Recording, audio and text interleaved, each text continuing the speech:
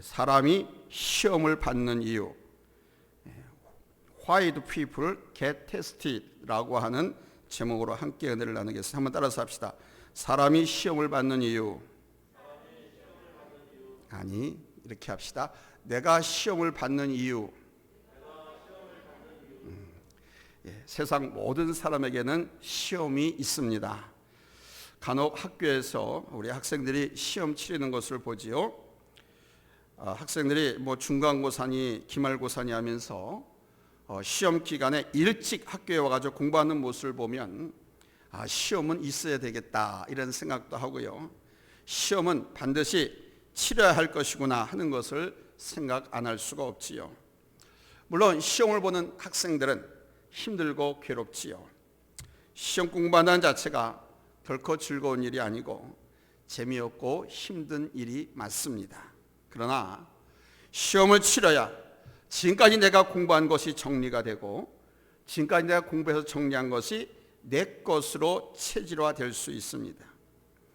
이 과정을 거쳐야 지적으로 성장하게 됩니다. 따라서 시험은 필요 없는 것이다, 필요한 것이다, 필요한 것입니다. 이와 마찬가지로 우리 믿음 생활에 있어서도 하나님께서 우리를 시험하십니다. 테스트 과정을 통해서 우리의 믿음을 돌아보게 하시고 이 과정을 통해서 우리를 더 견고하고 온전한 인격과 믿음으로 세우시기 위해서입니다. 그래서 지난 시간에 말씀드렸던 것이 바로 그것이었습니다. 시험을 찾는 자가 뭐가 있다? 복이 있다. 한번 따라서 합시다. 시험을 찾는 자가 복이 있다. 왜 복이 있냐? 본문 12절에 보니까 시험을 찾는 자는 복이 있나니 이는 시련을 견뎌낸 자가 주께서 자기를 사랑한 자들에게 약속하신 생명의 멸류관을 얻을 것이기 때문이다 그랬습니다. 시험을 참는 자는 복이 있다는 말씀은 다시 말씀드려서 시험을 당하고 있는 자가 복이 있다는 뜻이 되기도 합니다. 왜냐하면 그 시험만 합격하면 충만한 좋은 결과가 주어지기 때문입니다. 시험이 없는 자에게는 그 관문이 없어요. 그래서 회사 같은 데도 시험 치러서 합격해서 들어간 직장에는요, 길을 쓰고 열심히 해서 롱런하려고 합니다. 근데 시험 안 보고 들어간 직장은요, 그냥 편하게 들어갔으니까 하다가 실직 나고 기분 나쁘면 사표 던지는 겁니다. 쉽게 들어갔으니까. 그러나 문제는 유혹의 시험입니다. 앞 12절의 말씀은 테스트의 과정으로서의 시험이었습니다. 이것을 읽을 때는 정말 복이 되고 우리 하나님께서 약속하신 생명의 멸류관이 있습니다. 그러나 유혹의 문제는 이것과 다릅니다. 이것은 하나님께서 허락하시는 것이 아닙니다. 하나님께서는 우리를 유혹의 시험을 하지 않았습니다. 오늘 13절에 보면 이렇게 말씀하시죠. 사람이 시험을 받을 때에 내가 하나님께 시험을 받는다 하지 말지니 하나님은 악에게 시험을 받지도 아니하시고 친히 아무도 시험하지 아니하시느니라. 이 본문에서 시험을 받을 때라고 하는 말은 바로 temptation, 유혹이라는 말씀입니다. 유혹을 받을 때, 사람이 유혹을 받을 때 내가 하나님께 유혹받는다 하지 말지니 이 말입니다. 사람이 유혹을 받을 때는 내가 하나님께 유혹을 받는다 하지 말라. 왜? 하나님은 악에게 유혹을 받지도 않고 친히 아무도 유혹하지 않는 분이라는 겁니다. 그렇습니다, 여러분. 하나님께서는 우리를 유혹하지 않았습니다. 유혹할 이유가 없습니다. 그리고 하나님은 유혹을 받지도 않으시는 분이십니다.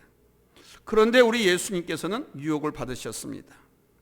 공생애를 시작하기 전 40일 금식 후 광야에 이끌려 나가서 그래서 마귀로부터 시험을 받으셨죠. 유혹을 받으셨죠. 돌이 떡이 되게 해서 먹어라. 너 내게 절하면 천하만국을 주겠다. 높은 것을 뛰어내리면 한번 뛰어내려봐. 하나님께서 사자를 보내서 너를 하나도 다치지 않게끔 돌봐주실 것이다.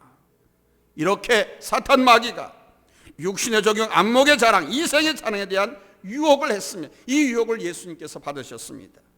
왜? 예수님은 하나님이셨지만 완전한 사람의 몸을 입고 이 땅에 오셨기 때문입니다. 완전한 사람이 되셨기에 마귀의 유혹이 있었지만 주님은 그 유혹을 물리치셨습니다. 사람은 유혹을 받습니다.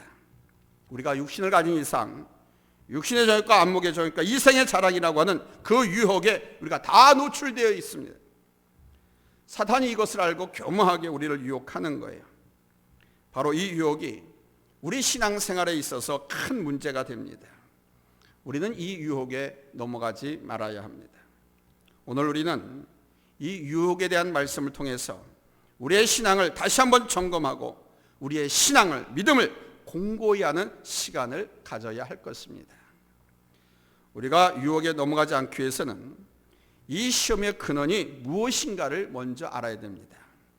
왜 내가 시험을 당하는지, 또 무엇을 통해서 시험이 오는지, 이 시험에 대해서 알면 이 시험을 우리가 이겨 나갈 수가 있습니다.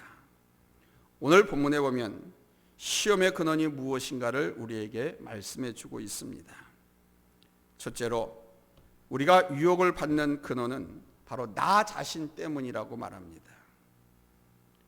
내가 유혹을 받는 이유가 다른 것이 나 자신 때문이라는, 다른 사람 때문도 아니고 세상 때문도 아니고 환경 때문도 아닙니다. 사람들은 시험을 받으면 그 원인을 다른 사람에게서 찾으려고 하죠. 세상에서 찾으려고도 합니다. 그러나 엄격히 들여다보면 그 원인이 나한테 있음을 알아야 됩니다. 유혹받는 이유, 시험받는 이유, 나 때문입니다. 우리의 악한 본성, 우리의 어리석은 본성 때문에 내가 미혹을 당하고 내가 넘어지는 것입니다.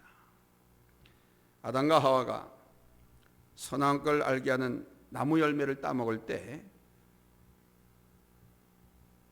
하와를 유혹한 게 뭐였습니까?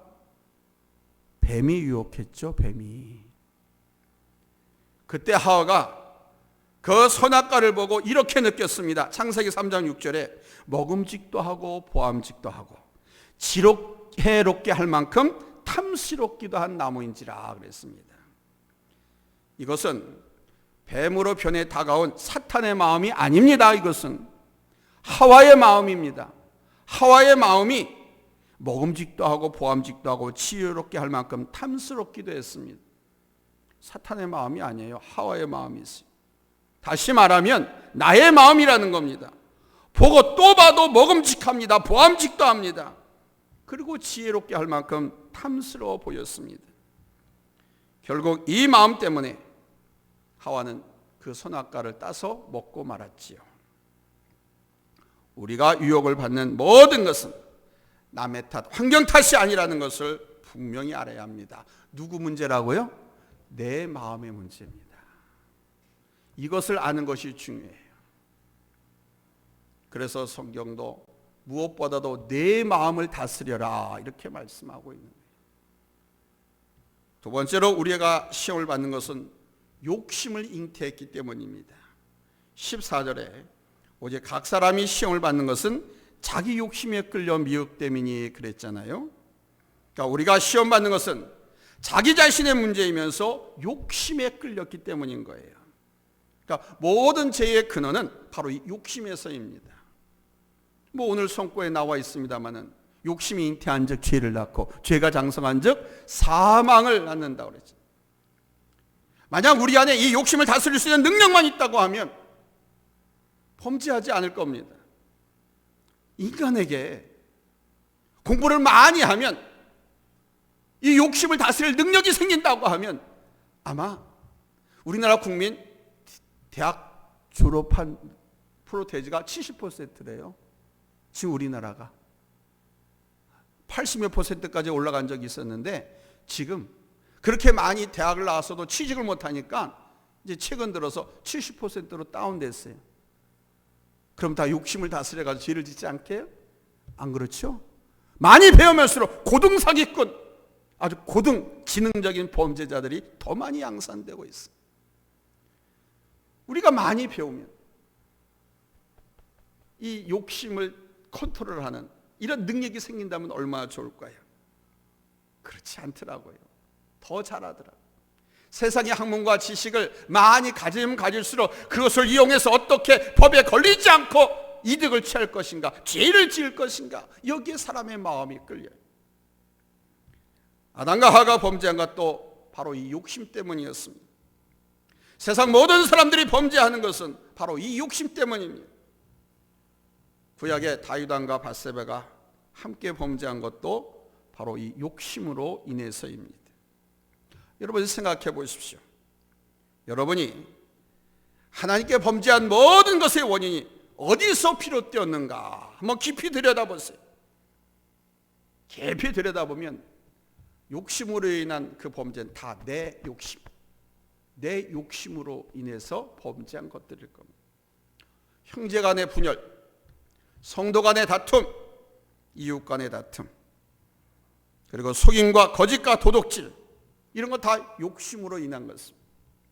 이 욕심이 사단의 유혹을 이기지 못하고 넘어가게 하는 거예요. 내 안에 싹트기는 욕망의 깊은 곳을 우리는 들여다볼 줄 알아야 돼요. 그리고 세 번째로 우리는 이 시험을 이기기 위해서 싸워야 합니다. 도망가면 이길 수가 없어요. 싸워야 됩니다. 나 자신과 싸워야 됩니다. 우리가 무엇과의 싸움에서 이기기 위해서는 가장 먼저 나 자신과 싸워서 이기게 됩니다. 특별히 유혹과 싸우기 위해서는 바로 그 매혹적인 것과 싸워 이겨야 됩니다. 여러분, 이스라엘 백성들이 왜 범죄했습니까? 자기들의 신, 자신들의 종교가 어떤 종교보다도 뛰어나고 훌륭한 종교고 유일하신 하나님이라고 믿고 여호와 하나님은 우리 하나님이라고 믿고 배우고 알아왔습니다. 여호와 하나님께 위엄과 능력과 축복이 있다는 것도 알았습니다. 그럼에도 이스라엘 백성들은 이방 신들의 제사 의식에서 갖는 쾌락, 그 제사 의식에서 가는 즐거움의 매혹에 넘어갔습니다. 성경에 나오는 이방신 우상 가운데 유명한 신 둘이 있죠. 바알과 아스타롯입니다. 바알과 아세라라고 여러분 많이 들었죠. 이 바알과 아스타롯은 각각 농경의 신입니다. 바알은 남근을 상징하고 있고요, 아스타롯은 여근을 상징하고 있습니다. 이 두 신이 어울려서 혼음을 할 때 하늘이 감동해서 때를 따라 비를 내린다고 해서 이방 신전에서 제사를 드리며 행음을 했습니다. 그리고 그 제사를 드리면서 술을 마시고 춤추고 막 노래하고, 이것을 이스라엘 민족이 보고 매력을 느낀 겁니다. 그 매혹에 유일하신 하나님, 전지전능하신 하나님, 무소부재하시고 변함없는 하나님이심을 알았음에도 불구하고 이스라엘 백성들은 바로 그 이방신을 섬기는 그 제사 의식에 빨려 들어갔습니다. 환경의 문제가 아닙니다. 세상 문제가 아닙니다. 바로 마음의 문제였던 것입니다. 따라서 가장 먼저 나 자신과 싸워서 이겨야 합니다. 내 마음을 다스려야 한다는 겁니다. 내 마음을 어떻게 다스립니까? 하나님의 말씀을 통해서. 그러면 죄를 받는다.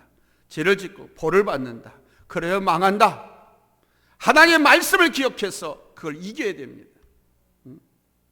성령의 도우심을, 그 말씀 갖고도 안 될 것 같으면 기도해서 하나님 성령의 도움을 구해야 돼요. 그럼 성령 하나님께서 하나님의 말씀을 기억나게 하고 그 말씀이 강하게 나의 영혼을 강타합니다. 정신 번쩍 들게 합니다. 그래서 그 말씀대로 내가 살아야지. 이 말씀에 불순종하면 내가 징계를 당하고 내가 망한다. 그래서 그 말씀을 갖고 싸워서 이기는 거예요. 사도 바울이 로마서 7장 19절에서 자신에 대해 내가 원하는 바 선은 행하지 아니하고 도리어 원하지 않은 바 악을 행하는도다 라면서 탄식했습니다. 자기 자신에 대해서. 난 선을 하고 싶은데 자꾸 내 안에 다른 나쁜 악이 악행하는 길을 막 즐겨하고 그쪽으로 나를 유혹한다.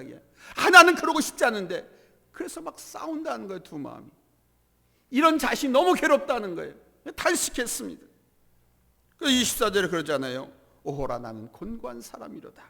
이 사망의 몸에서 누가 나를 건져내랴. 그거 이어서 말하죠.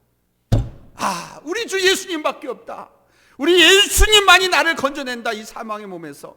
이 죄의 불구덩이 속에서 우리 주 예수님만이 나를 구원해 줄 수가 있다.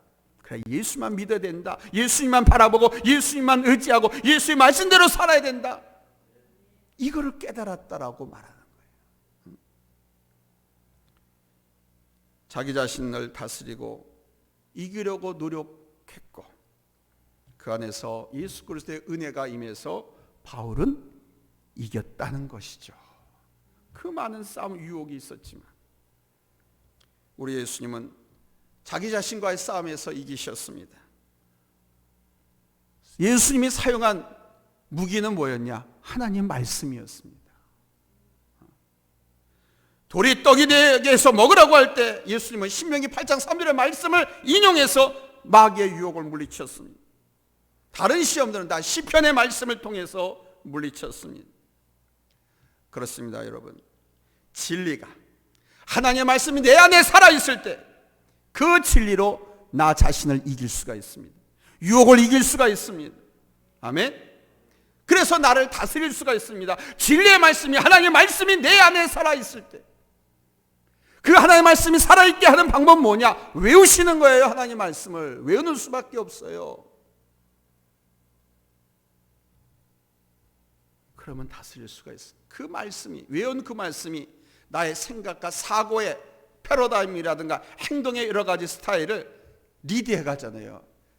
또는 컨트롤하고.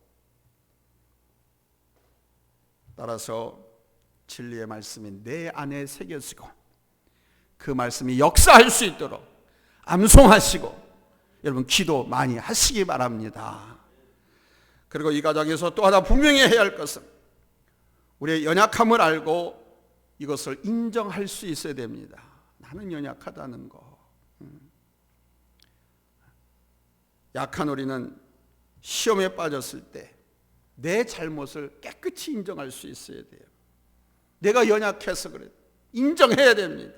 때로는 이 나의 연약함이 교만함 때문에 내가 시험에 빠졌고 죄를 지었다라고 하는 것을 인정해야 됩니다. 교만한데 겸손한 척하면 하나님은 찾아서 찍어서 멸망시킨다고 그랬잖아요. 하나님은 아시거든요. 근데 조금 아는 것 같고 조금 됐다고 싶어가지고 교만을 떨어버린 거예요. 그러면 사단은 그걸 절대로 그런 사람을 놓치지 않습니다. 그래서 주님께서는 네가 손줄로 생각하거든 넘어질까 조심하라 그랬잖아요. 내가 어리석어서 그런 교만의 미혹에 넘어갔다고 하는 것도 깨끗하게 인정할 수 있어야 됩니다. 남에게 책임을 돌리거나 환경에 책임을 돌리면 이길 수가 없습니다. 그는 사탄의 마귀에게 그냥 놀아나는 거예요. 또다시 넘어갈 수밖에 없어요. 그러나 나의 연약함과 부족함을 인정하고 하나님의 은혜를 구하면 하나님께서 도와주십니다. 성령님께서 역사하십니다. 이기도록 하나님 말씀을 주십니다. 그리고 그 말씀으로 이기게 하십니다. 아멘. 그리고 우리가 유혹에 빠졌을 때도 마찬가지입니다. 그때도 내가 연약했기에 내가 부족했기 때문에 내가 범죄했다라고 하는 것을 인정해야 합니다. 다윗 왕이 유혹에 빠져 범죄했을 때 그는 사람 탓, 환경 탓하지 않았습니다. 다윗 왕과 밧세바가 간음하고 범죄했을 때에 그 이후의 장면들을 성경을 찾아보십시오. 다윗 왕이 남의 탓, 환경 탓한 부분이 있는가? 밧세바에게도 돌리지 않았습니다. 그 원인을. 다윗 왕은 오직 내가 죄인입니다. 내가 죄인입니다 라고만 했어. 이 점이 다윗의 위대한 점입니다. 다윗이 하나님 마음에 쏙 들었던 것은 바로 이 점 때문입니다. 자기가 실수하고 범죄한 것에 대해서 누구 탓으로 돌리지 않고 내 죄라고 고백한 이 점을 하나님께서 받으신 거예요. 그래서 다윗을 내 마음에 합한 자다라고 인정을 하십니다. 내 마음에 합한 자라는 것은 하나님 마음에 쏙 드는 사람이라는 거예요. 또한 여러분 원망, 불평, 불만하지 말아야 됩니다. 내가 잘못한 것에 대해서 내 연약함에 대해서 탓하지도 않아야 할 뿐만 아니라 불평, 불만해서도 안 돼요. 어리석은 사람은 왜 나로 이러한 짓을 하게 만들었느냐? 왜 나로 여기 있게 했느냐? 왜 내게 이런 환경과 여건을 주었느냐라고 하면서 불평합니다. 그리고 책임 전가도 하려고 합니다. 당신이 그랬기 때문에 내가 그렇게 할 수밖에 없었던 거 아니냐? 아담과 하와가 선악과를 따먹고 나서 하나님께서 물으셨습니다. 아담아, 아담아. 그때 아담이 뭐라고 그랬냐면, 하나님이 주셔가지고 나와 함께한 그 여자가 그 나무 열매를 줘가지고 내가 먹었습니다 라고 하와에게, 자기 와이프에게 책임 전가를 하려 했습니다. 이거는요, 하나님을 원망한 겁니다. 하나님 내게 주신 여자가 그랬잖아요. 아니, 그 여자를 행복하게 살고 하나님 영광 돌리라고 그 여자를 줬지, 죄 지으라고 하나님 말씀 불순종하라고 하나님께 줬냐? 아니잖아요. 근데 지금 그래요. 하나님이 내게 준 그 여자가 나를 꼬드겨서 그걸 먹게 해가지고 내가 범죄했다라고 책임 전가하고 원망을 했습니다. 솔직하게 그냥 하나님 앞에서 내가 잘못했습니다, 다 내 잘못입니다, 죽여주세요 라고 했더라면 하나님께서 그 정직함을 받으시고 그 부부를 에덴 동산에서 내쫓지는 않으셨을 겁니다. 그런데 책임 전가하면서 서로에게 원망함으로 그들을 하나님께서는 에덴 동산에 두실 수가 없으셨던 겁니다. 또 하나, 우리는 기도해야 합니다. 기도는 우리가 깨어있는 삶을 사는 겁니다. 기도하는 사람은 그 영혼이 살아있습니다. 왜냐하면 우리의 영혼은 하나님의 말씀과 기도로 먹고 사는 거거든요. 하나님의 말씀이 양식이고 우리의 영혼의 호흡은, 코와 입은 바로 기도거든요. 그래서 기도하는 사람은 살아있습니다. 뭐가 살아? 영혼이 살아있습니다. 영혼이 살아있으면 사람이 살아있는 거예요. 영혼이 죽으면, 영혼이 떠나가면 그 사람은 돌아가신 거예요. 잠들어 있는 영혼은 이미 유혹에 넘어가 있는 상태죠. 그러나 깨어 있다면 분별할 수 있습니다. 눈을 뜨고 있으면 낮과 밤을 구분하고 밝음과 어둠, 맑음과 흐림, 옳고 그름을 판단할 수 있듯이 판단할 수 있습니다. 그러나 눈을 감으면 못 봐요. 잠들어 있으면 분별할 수가 없습니다. 따라서 기도로 깨어 있어야 합니다. 예수님께서 말씀하셨잖아요. 시험에 들지 않게 깨어 있어 기도하라. 여러분 잊지 마세요.